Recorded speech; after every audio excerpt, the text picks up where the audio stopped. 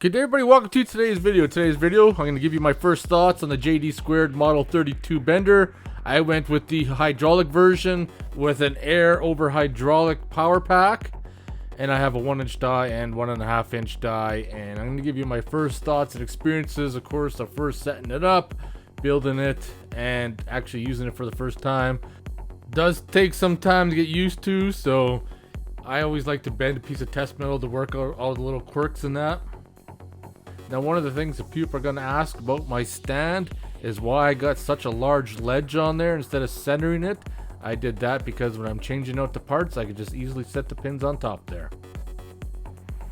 Now, first off, I want to point out that you can buy stands for these benders. However, for the price that the store was selling the benders for, I was able to purchase metal and weld one up for less than half the cost that the store was asking for the stand. The fun part, of course, is always assembling it after a couple of screw-ups and mishaps of assembling it wrong. I finally got it figured out. The hydraulic cylinder, I can't recommend that enough. If you're thinking about buying one, I love the idea of a hydraulic cylinder. That way you don't have to have it bolted down to the floor. You can move it around. This is the first time operating the cylinder. It's going to purge the air out of it, make sure everything works good.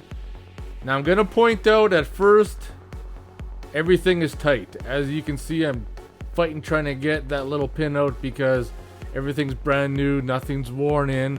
But with a little bit of grease and working it, I got everything start to work. And after a little bit of use, everything has basically not 100% broken yet, but it's a lot easier to work with instead of fighting getting the pins in and out all the time. It does get better.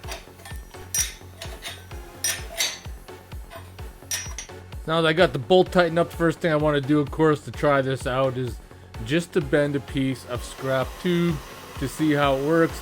I got this sped up like 2 or 4 times just so that you guys can see how exactly it bends. You can only bend so far and then the pin will drop, and then you can pull that other piece out, retract the cylinder, drop it back in, and then continue bending.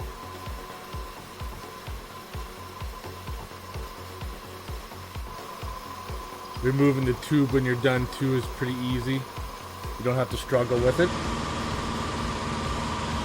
So since your hydraulic ram can only go out so far, that pin drops into place and prevents the die from going backwards, which works out really good. And I'm just bending a piece up for the bumper on my Jeep.